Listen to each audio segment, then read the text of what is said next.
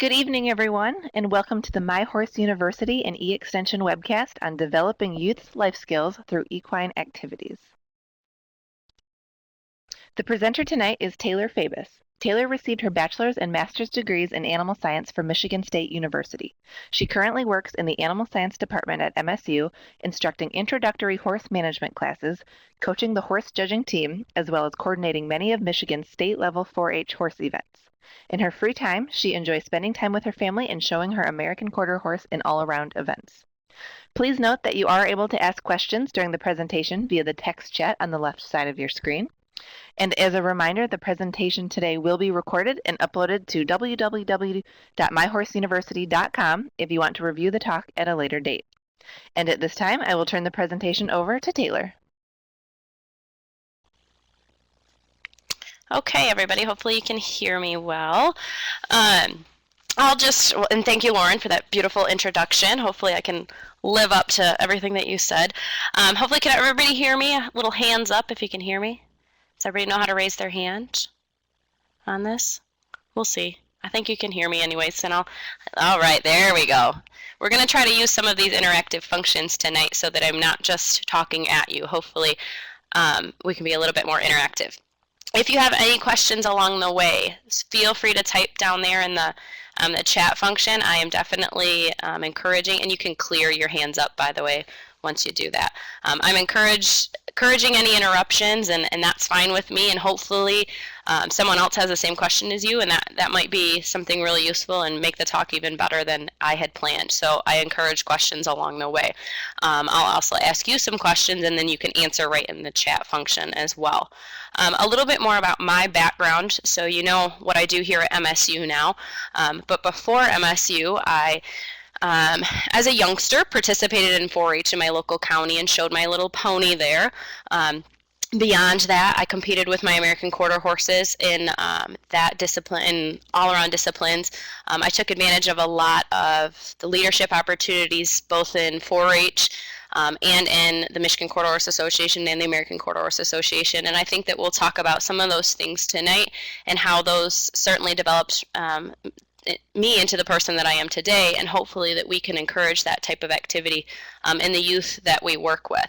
I will definitely mention 4-H a lot tonight, but I hope that everyone realizes that a lot of these same themes can be worked with youth in any youth serving organization, whether that's a breed organization or it's something like the American Youth Horse Council.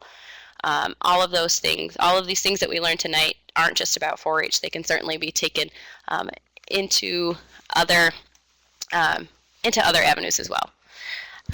Okay, so as part of my work with Michigan State University Extension, I work with a group called the Life Skills Work Group. We have, one of our goals last year was to develop a presentation similar to this, except it was, of course, face-to-face, so I'll be the guinea pig giving it as a webinar. So there's a lot of fun activities that we have done in this presentation. And I've hopefully later on I've described how you can use them with youth later. But if you have any questions, like I said, shout them out. So our goal, one of the first goals of the Life Skills Work Group, was to help staff and volunteers more intentionally involve life skills in current programs. We realize that youth are developing life skills while working with horses, while working with other livestock, while being in any 4-H program or any youth serving organization, whether it's Girl Scouts or Boy Scouts or something like that. We realize it's already happening, but we need to be a little bit more intentional about how, not only how we talk about it, but how we involve the life skills in our current programs. So what we'll talk about tonight, we'll kind of transition that into structuring the equine experiences that our youth are already having to help them build these life skills and recognize the life skills that they're building. So hopefully we can kind of follow this structure tonight. I'm started with the why, who, what, and how. Why are life skills important versus technical skills? We'll probably find out tonight that I end up preaching to the choir, because if you guys are on here and you're listening, then you're obviously ready to work with youth, give them the best knowledge that you can, ready to teach them life skills. So I might be preaching to the choir a little bit, but hopefully my choir can go out there and spread this information a little bit further. And my contact information is on here if you have any more questions about how could you get your hands on a presentation like this and give it to maybe a smaller or more local group, we definitely are encouraging of that. So we will discuss why are life skills important, and we'll define life skills versus technical skills. Who could benefit from this presentation? Obviously all of you, and now here's one of those points where I have a question for you. If you could just write in the chat, what is the best way to describe your interaction with youth? Are you a 4-H leader? Are you a professional trainer? Are you a parent? What describes your interaction with youth and their equine experiences? And I'll wait to hear some of that. And forgive me, I'm nursing a cold as well, so you might hear me have to pause and mute and cough a little bit. Okay, so therapeutic riding instructor, a couple of those. Substitute teaching, okay, so you work specifically in the classroom too. Oh, and Judy's from Iowa, so I'm going to be using some Iowa State Extension stuff. Judy, you've got some great stuff coming from your state. 4-H leader, extension agent, equine specialist, member of the club that is trying to increase youth interest and participation. I bet you are not alone, Kim. You lead a nonprofit breed association. Awesome. Judy's excited. I'm excited for you, Judy. Okay, and parent. Awesome. And probably some of you that listed that you might be an extension agent or a therapeutic riding, you might also be parents, and certainly we can structure some of our activities with our own children to bring out the life skills that they're learning on a day-to-day basis. So all of you can benefit from the presentation, certainly. We developed a similar version of this presentation and that we delivered throughout our state, and we're continuing to still deliver throughout our state to staff and volunteers. So we wanted our own staff to understand how they could intentionally involve life skills, and we also wanted our own leaders we wanted to connect the dots for them. We knew what they were already doing. We just wanted to show them how they could be more intentional about it. What are we going to be talking about? We're going to be talking about when I'm going to be using and structuring a lot of the content around the Iowa State Targeting Life Skills model. When our life skills work group decided to present this and make this presentation and make all these fun activities, we found the Iowa State Life Skills model to have done a fantastic job. And we thought, why reinvent the wheel? We're going to work with theirs and we're going to build from it. And we do have permission to use theirs on the few things that we have, but you can look for that, and I'll give you a link later of where you can actually go and find that, and I believe it's available for purchase. So they've done a good comprehensive model there. And then how? So we are going to learn all this good stuff, and then we're going to know, well, how are we going to take this information and apply it? And hopefully I can give you some good ideas, some things to do at some of your meetings, some things to do at a riding lesson. And I would love if you guys come up with an idea that I haven't thought of for you to share that so I can pass that along to future groups. Okay, I swear I'm not trying to make this all about me, but these are pictures of myself. I am one of the best examples, certainly in my own life, of technical skills versus life skills and how equine experiences have developed both of those for me. They are equally as important depending on where you want to use them. So you can see the picture on the left here is myself at the Clinton County 4-H Fair, probably back in about 96 or so. And then after a couple decades of learning both technical and life skills, you can see where I've taken my technical skills to a much bigger arena, much more higher stakes there on the top picture. And then more importantly, really in my life and my career and my day-to-day is how I've transitioned those technical skills into life skills. So can anybody, we'll ask, go ahead and use the chat function now. Can you give what an example of a technical skill might be? Obviously, I've kind of given you a big hint here. We just want to make sure that we know the difference between what a technical skill is and a life skill. I see we have a few typers.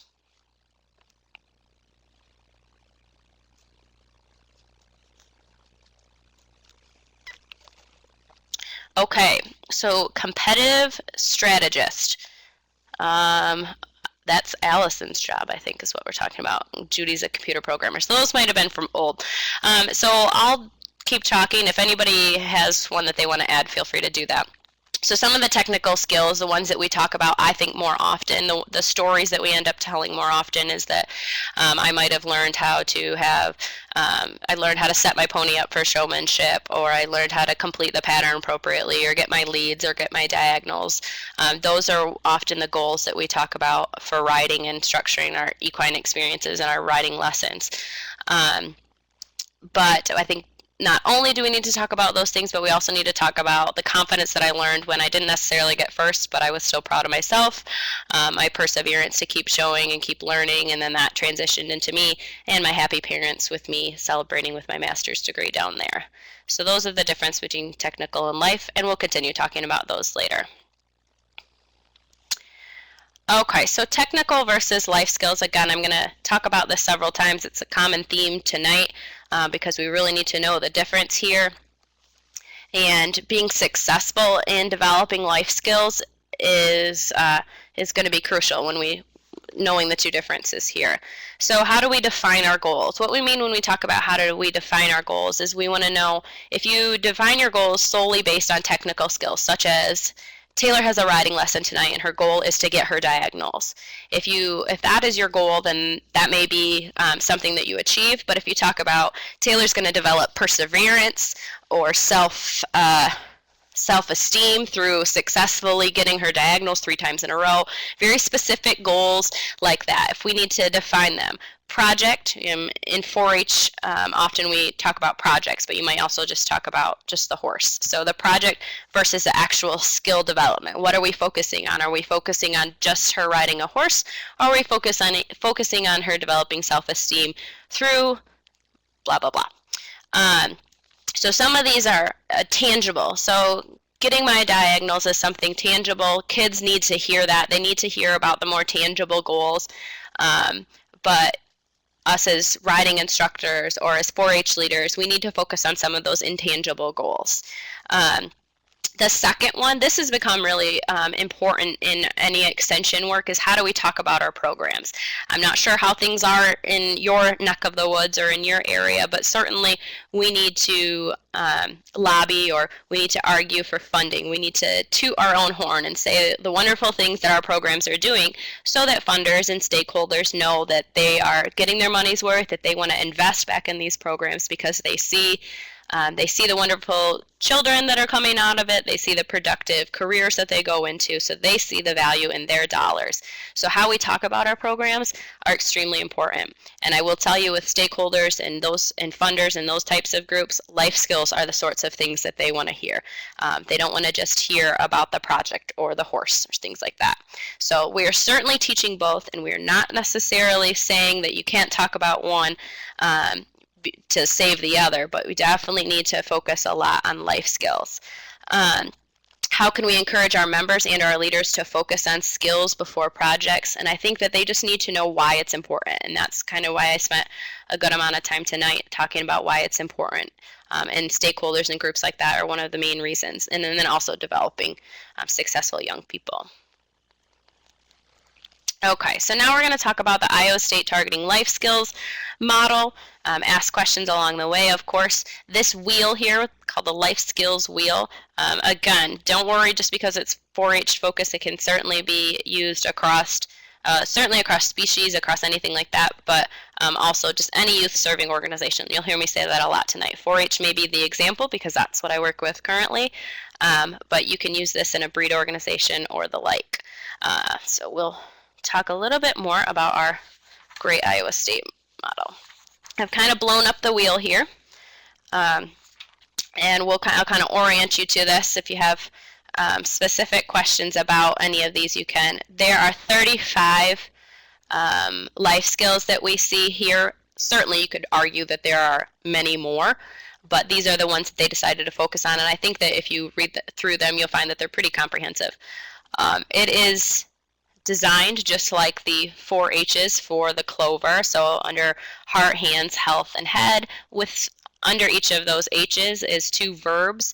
For example, head, you have managing and thinking. Under managing, you have resiliency, keeping records, wise use of resources, planning and organizing, goal setting.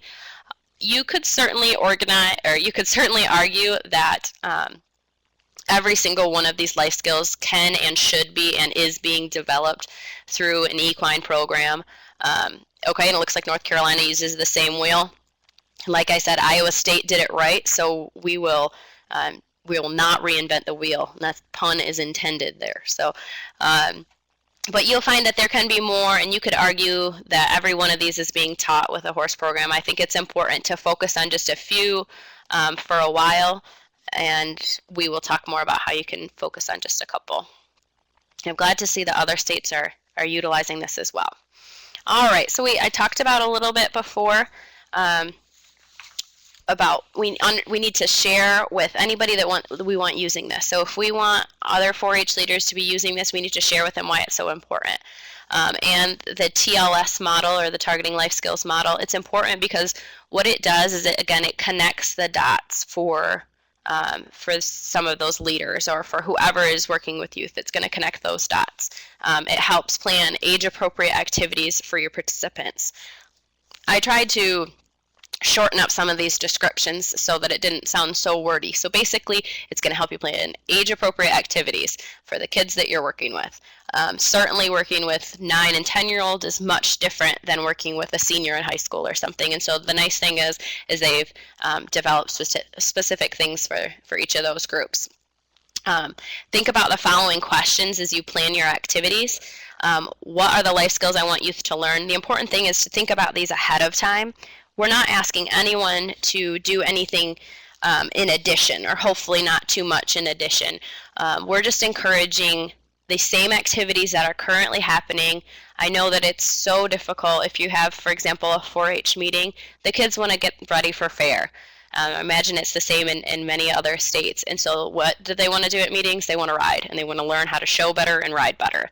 So it's hard to get them in a classroom and get them excited about learning about life skills. So how can we infuse life skills into the programs that are already happening, into the things that they want to be doing, like riding their horses more?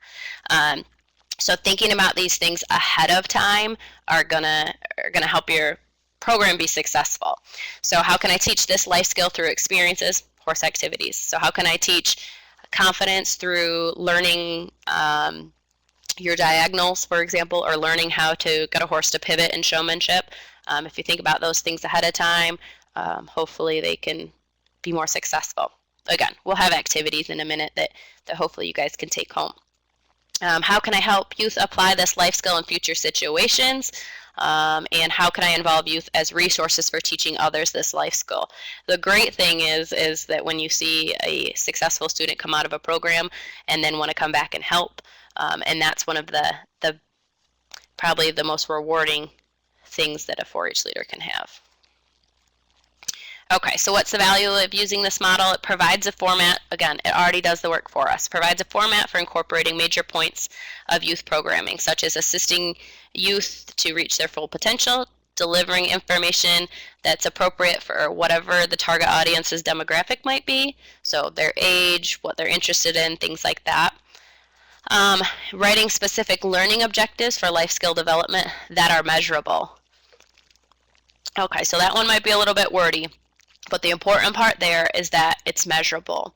So eventually, especially if some of our extension agents that are listening, I'm sure you guys have heard that we need outcomes that are measurable. We need to be able to prove that what we're doing is actually working. So that's what the Targeting Life Skills model has done, is hopefully that you can actually count those numbers. And it's really hard to count if a youth is applying a life skill beyond their 4-H experience, but hopefully we can at least get down that track. And then eventually you use these indicators to see if your program was successful or not. Did you make their goal? We'll kind of cruise past this a little bit, but here is the link that you guys can revisit later if you're interested in learning more about the Targeting Life Skills model from Iowa State. If you're interested in it specifically, there is the link. If that link is kind of ugly to follow, if you just Google Iowa State Life Skills, it's the first thing that pops up. So you can look at the wheel specifically, or you can look at some of their more in-depth resources that are available there. MSU Extension, like I had mentioned earlier, has worked. Oh, thank you, Laura. So she put the link down there in the chat box. MSU Extension has worked to take their great content and further develop that into some useful products. And I think that might be my next slide, and it is. Look how that works. Okay, so this is just an example if anyone is interested in some of the things that Michigan State University has produced using their using the Iowa State content, again with permission. We have life skills sheets that are specific to different project areas. So I developed one for animals, for example. And what we did is we just focused on 3 or 4 life skills that we thought were the most important that a leader could help a young person develop within those project areas. And then we gave them specific activities that they could do, specific questions that they could ask to see if youth were developing those life skills. And there's some information there. There's also some pocket cards to do those if you don't want to carry around sheets. They're like fun little keychain pocket cards that have discussion questions and things like that. So feel free to check that out more if you'd like. Okay, so this is the part that when this activity is done face-to-face is super fun because we get to get up and move around and be a little bit goofy. Bear with me. I'm going to hopefully try to explain it well enough, but if you guys have any questions, just type them in there. Some of the animation I think is lost in here, so it might be a little bit more confusing. But this activity is fun with youth, it's fun with adults, and it can be adapted to take an hour or it can be done in 5 minutes. So you can make it work whatever time frame you have. But we're going to try to get people looking through a different lens and thinking about life skills a little bit differently. So what you'll need for this activity, you'll need some transparent paper, which actually is surprisingly getting harder and harder to find, but that overhead sheet paper works really well for this. And then just a sheet of opaque paper, like construction paper, or just white printer paper works well, cardstock, something like that. Scissors, permanent markers, craft sticks, or like a popsicle stick, some tape to attach the craft sticks to what will become a mask, and other decorations. And hopefully I don't forget later to talk about why the other decorations are important. The first couple times I did this activity, I thought that the decorating of these masks was just a waste of time, and then I learned later that it wasn't. Okay, so you'll have the clear mask and the opaque mask, and this is what's important, is that the life skills, you have the kids cut out all their masks, the kids or the adults, I'll call them kids for now. They cut out the masks, and if anybody's ever done this, tell me if you've done this. Type in the chat box that you have done this, or if you have, and then you can help facilitate a bit. But you're going to write down different life skills. So have kids look at the wheel, go ahead and pass the wheel out to them, and so then they know it exists, and you can talk a little bit about the wheel. You can spend as long as 20 minutes or just as quick as just a couple minutes and say, hey guys, here's a listing of life skills that we are working to gain through our riding experiences. Go ahead and write down the top 5 life skills that you think are important for a youth to gain. And so they can write those down on a clear mask, or life skills that you think you have gained. And then the opaque mask, or the one that you cannot see through, write down technical skills. And then I have an example here. Oh, looks like the animation works, Lauren. We weren't sure if it was going to. Okay, so the clear mask, you're going to write down life skills like responsibility, leadership. These were my favorite. These are the ones that I thought that I have most developed in my horse experience. Goal setting, healthy living. Certainly that might not be one that comes right to your mind, but if you want to be an active athlete, which all equestrians should be and are, whether or not they realize it, healthy living is one of those life skills that they're developing. So that's what's kind of neat, to get the kids to actually look at that mask, because there's a lot of life skills that they wouldn't think of, first of all, that they're learning, and then they realize, well, I guess I am being pretty active when I'm mucking out 5 stalls a day or something. Okay, and then on the technical skills, I want to learn my diagonals. I still would like to work on learning my diagonals, so I guess that would still fall on my technical skills mask. I don't have that 100% down yet. Showmanship, I love it. So showmanship goes beyond just the class of showmanship, we should mention too. It's about being a showman altogether. Nutrition of the horse. Leads, so I want to learn my leads. I want to be able to tell which lead my horse is on. Flying lead changes, that might be one of those more difficult tasks that someone's looking to learn. And clipping, I want to learn how to clip my horse successfully. All right, so we have our masks all filled out. Now here's the point where you can, this works especially well for if you're doing this with teenagers or even younger, to have them decorate their masks. I thought, again, that was kind of a waste of time and resources. And then when I actually did this in November with our teen leaders group, and they decorated their masks with feathers and pipe cleaners and stickers, then rather than throwing out their just plain paper masks that they had written on with permanent marker, they carried those masks around all day, and they talked to their friends with them. For those kids that didn't happen to be in that particular presentation, you saw the teens explaining to them what the masks meant, and before you knew it, we're having talk about life skills versus technical skills, and it's like they were just out there giving little mini versions of the presentation.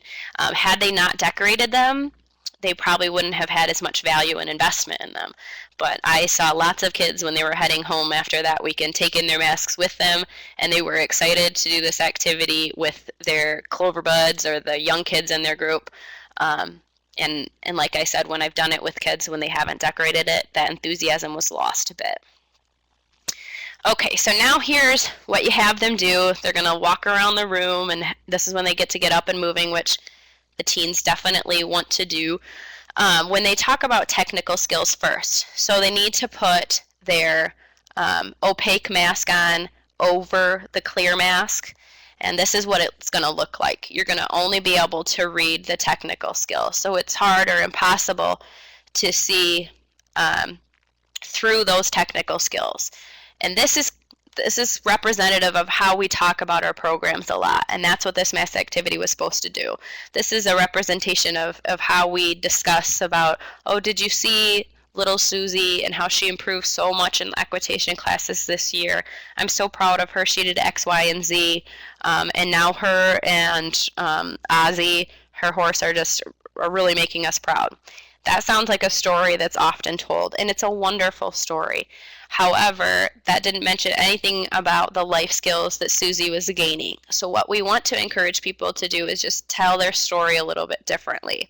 So we switch our masks and we put the clear mask on over the opaque mask. And what happens is when we talk about life skills first, is that you can see both of them.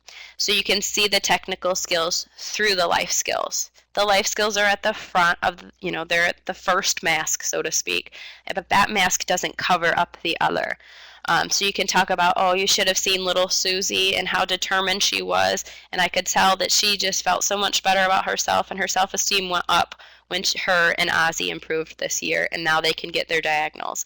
So it's not that we're not talking about the wonderful horse skills that they're gaining, but we just need to talk about those life skills first. And does anybody think that this is an activity that your youth might get interested in? I sure hope so. Like I said, we've done this a lot of times, and our life skills group consists of about 10 people throughout the state. And every group that they have done this with has just had a ball. And that includes some of those grouchy leaders that have done it for 25 years or 50 years, and they don't want to learn anything new. They just want to get to the fair and get it done. Well, after you give them a little bit of talk and tell them about Iowa State's life skills model, then you break out these masks, and next thing you know, they're having fun, walking around, holding up their masks, talking about life skills. And you just need to remind some of those leaders that everything that they have been doing so far is important, and we're not devaluing that at all. We just need to talk about our programs a little bit differently so that those of us who aren't in the choir can know what a wonderful thing that we're doing and know how we're improving children's lives through our equine activities or whatever activity you might be involved with them. Okay, you can see doing this as a sub 2 when you need an activity filler. Absolutely, yeah. So this can be taken into the classroom. This is something that doesn't necessarily have to be done in a classroom. It could be done right in the barn, but this goes across species. This goes across project areas. Okay, so, and again, this is how you can talk to leaders, or you can talk to maybe the parents of your youth group and say, how can we improve, because we know you're already doing a wonderful job. Don't discredit the work that they're already doing. And you can tell them that you just have to be more intentional. So that really refers to is how they talk about the programs and how they plan whatever the next activity is. And it's all about being super intentional about your next step. Okay, so we're going to be talking about another activity in just a minute that you can do with your young people that may not sound as exciting at first, but I think it really hits the point home. Susan has a good idea, and she says use this with the riding instructors at the nonprofit I work with, or the anti-bullying programs, certainly, yeah. It's just, yeah, you could modify it really easily, but the idea of putting what's more important on that clear mask and being able to see both through it can be taken anywhere. And go to the dollar store and get some feathers and sticks, and I promise that actually spending 5 or 10 minutes decorating it will keep those masks around a little bit longer. Okay, so another part of the life skills group, what we wanted to do is we wanted to put the experiences that are already happening, and we wanted to make sure that they were working for you. For you might be the youth, or it might even be the adults. And remind them, connect those dots, and remind them how the information that they're learning now, both technical and life skills, how they can put those to work in resumes, applications, jobs, school, college, careers, and of course, and beyond in life. And we're helping with them. And then this is the answer that you'll probably get a lot from some of the current leaders, but we're already doing that. We already have great kids that are coming out of our programs that are going on to successful careers. X, Y, and Z are valedictorians or they're veterinarians. So they're like, we're already doing that. And it's like, well, that's absolutely true. We just need to tell more people about it. And we need to be able to have measurable outcomes, which is probably the most difficult part of all this. But so what skills are youth getting through their equine experiences? How do you know that they're actually gaining those life skills? And that becomes pretty difficult. And the most difficult question here would be, are they able to apply these life skills?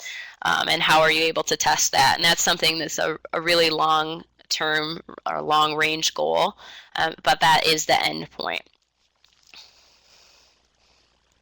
Okay, so this is another activity that can be quickly done with a group. I've done this just like the mask activity. I've done it several times, and so I can tell you some of the hiccups along the way. But you're going to have them fill out this resume, or they could fill out a job application, and they're going to have to fill it out the first time. This is the part that you'll find that people always cheat on. They don't mean to, but they really do cheat on this part of the activity. Tell them that they can only fill out Jenny Penny or whoever's resume. We have Jenny Penny, and she's wanting to obtain an entry-level position in retail sales. Tell them that they can only fill this out using technical skills. And like I said, you'll find that they really expand on what those technical skills are. So if you want to write out a story, like a quick story, like I described earlier about Susie doing really well on equitation or something like that. If you want to write that quick story out and say you can only use words in this paragraph. So here's an example. She's been involved. Her skills are horseback riding for 7 years. She knows nutrition of horses. She's a showmanship exhibitor. She volunteered giving young riders lessons, cleaned stalls to pay for riding lessons, those sorts of things. And then the second part, which you can do this, you can have them do the first part, then you can do the life skill, or you can talk about the model and the wheel, give them the wheel that's the list, gives them a whole list of words and say, now you can use all the words in the paragraph that I gave you, and you can also use any of the words on this life skills wheel. So now Jenny Penny gets to have a really great resume. And this is a good one. You can split up between the mask activity. So they can do the first part of it before they even do the mask activity, and then they can do the second part after, or you can, do that on completely different days, of course. So they can do technical and life skills on this one. So now we make Jenny Penny sound a whole lot better, and her skills now are she gained leadership through participating in a mentoring program, where before we just said that she gave young riders lessons. Her responsibility, she gained responsibility while caring for horses and other farm animals. Competing with my horses has taught me the importance of goal setting. And then it goes on to similar activities and volunteer experience. And I think this is a good one to do with youth, to just describe to them the importance of translating their current equine knowledge, or whatever knowledge that they are interested in, and translating that into actually applied information that a college or an employer might be interested in. And so this activity hits that point home pretty easily. Okay, so how do we apply this? I've already alluded to this a little bit. The biggest thing that needs to be done is to change the language about how we talk about our programs, to help others outside of the equine activities see the value in these programs. Does anybody else, beyond extension, can you comment in the chat section with someone that might not know about these programs and who we need to talk about our programs with? So beyond stakeholders, who else do we need to kind of sell ourselves to? And if anybody has any ideas, you chat that down there, and I'll wait a little bit. But recognizing the people that need to hear our story is one of the first steps in kind of tooting our horn about our programs, and I think that's important. So Allison mentioned sponsors, and Allison is that one that works for a nonprofit breed association, and so that's extremely important for her. So your sponsors, or who was it that worked in a, oh, it was Allison again, but you do local horse events. So anybody that might be interested in coming to your horse events, they need to know how important they are and what kind of great people you're creating through your nonprofit, things like that. So recognize who your stakeholders are so that you can tell them the value of these programs. And don't just assume that people realize how great a horse lesson is, or a riding lesson is.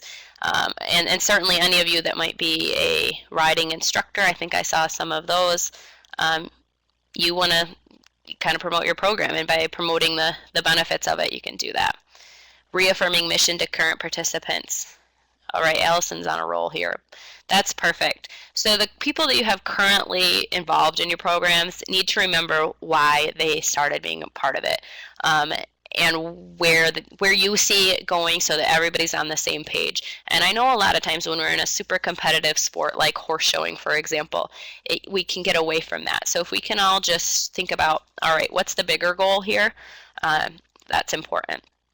Judy says the parents of our therapeutic program are great promoters. Absolutely. They can see a tangible difference in their children, certainly. So that's the type of people that you want to arm with this life skill knowledge, so that they can take it beyond and talk about how great the program is.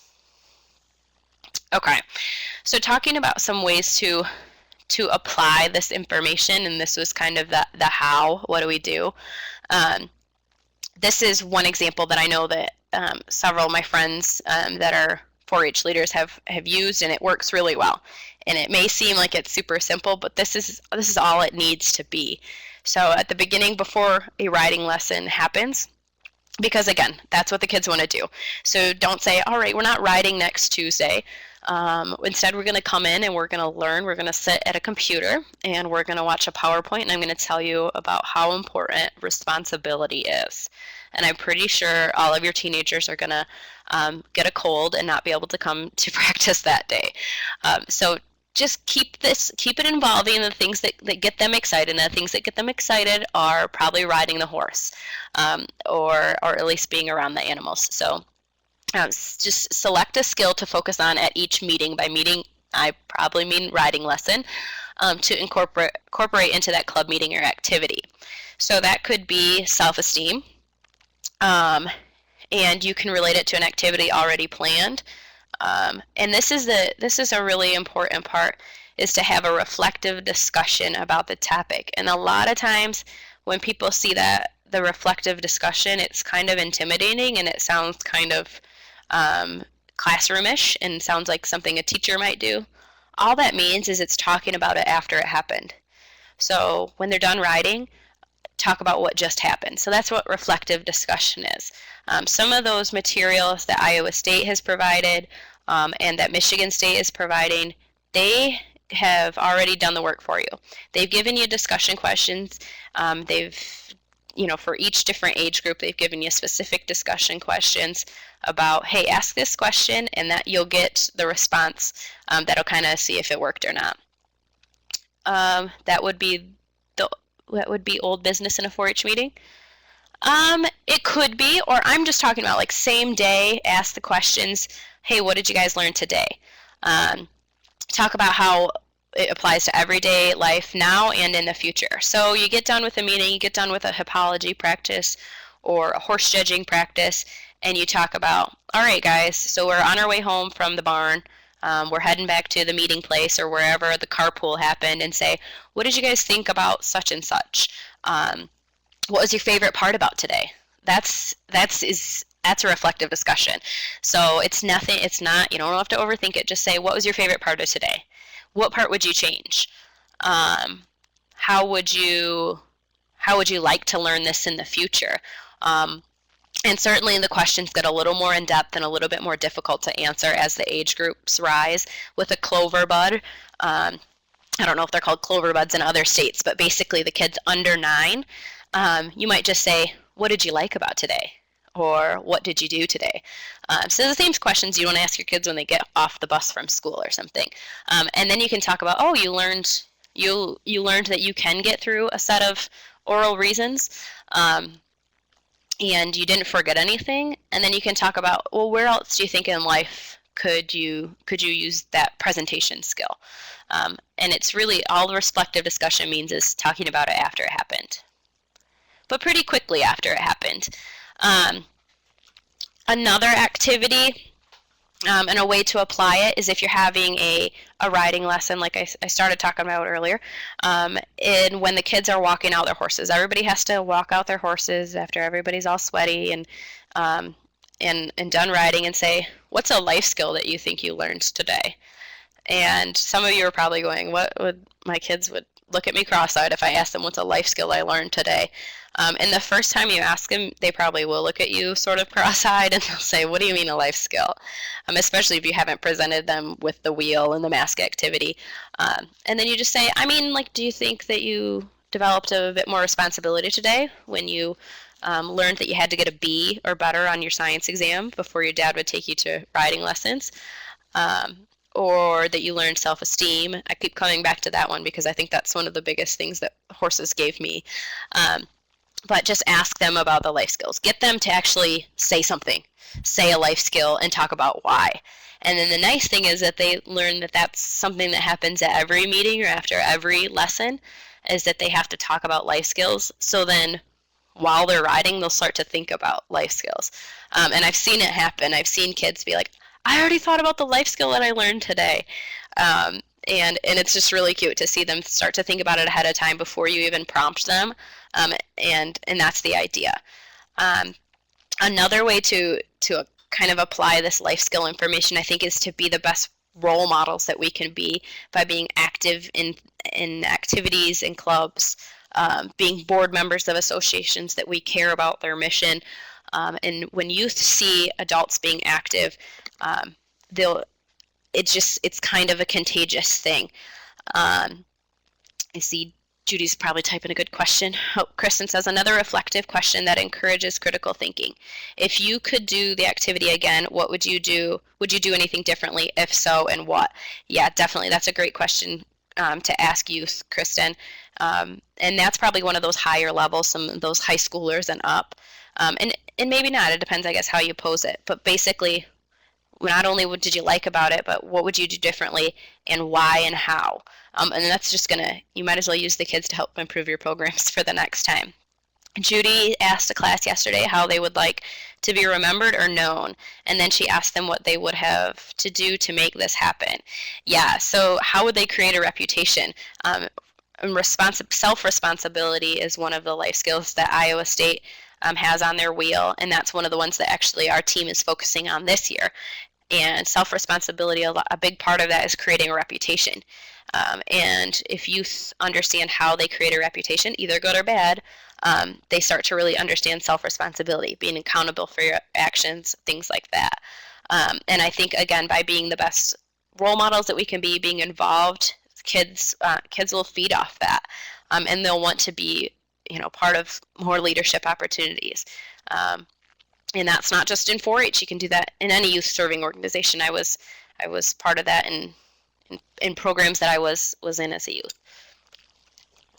Kim says that they've got outstanding 4-H club and outstanding leader for the last year, and it really fired the kids up in the club. And then Judy mentioned character counts. Character counts is a 4-H curriculum piece that is awesome, and teaches kids a lot about responsibility and developing their own character and what it means, and that's something that I encourage you guys to look in. It's called Character Counts. So I think Kim hit home on a really important topic, is that I know a lot of times in our state, at least, and I imagine it's the same across the country, is that it's not always difficult to find kids that are interested in doing 4-H projects, even though, or doing equine projects or beef project or whatever it has to be. It's hard finding adults that are able to commit the time.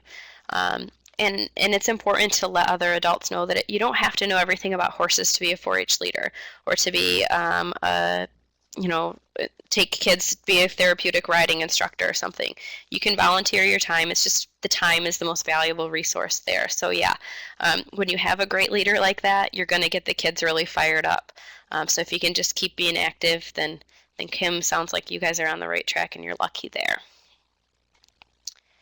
Okay, so at this point, that pretty much sums up the Iowa State Targeting Life Skills Model, a couple activities that I encourage you to do with your kids, and having that reflective discussion. It doesn't mean doing a whole lot more. It just means just adding just a touch of reflective discussion, which just means talking about it after the fact. But I would open it to questions. I know Lauren loves my photo. I do as well. I was going to a horse show this past summer, and my friend put this on my Facebook wall, and it just made my day. She was wishing me luck. Does anybody have any questions about any of the activities, about the life skills model, how you could incorporate it? I hope that this webinar was what you were expecting. Hope you got your money's worth at least, right? It's hard to not see your faces laughing. I'm just assuming everybody's laughing at my jokes here. You're welcome, Kim. Oh, good. Good, good. Allison likes it. Kim likes it. I'm happy. Judy likes the picture. Good. Again, I think that my contact information is on My Horse University's website. It's probably connected somehow to this webinar. Ask questions if you have more. Yes, and the slides will be recorded with the webinar, and that'll be on archived. So you're very welcome.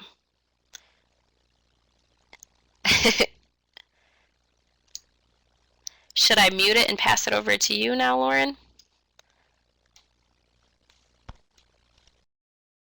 Sure. Thank you very much. We'd like to give a big thank you to Taylor for her presentation this evening. Also, we'd like to thank all of you for your participation and great questions and ideas. You will receive a survey by email, probably a little more than 1 to 2 days, probably near the end of the week. Please take a few minutes to give us your feedback on this webcast. It will help us to better serve you. Next month, we will be featuring a webcast on developing real sportsmanship in a reality show world. So if you enjoyed this webinar, definitely sign in on April 23rd at the same time, 7 p.m. Eastern Time.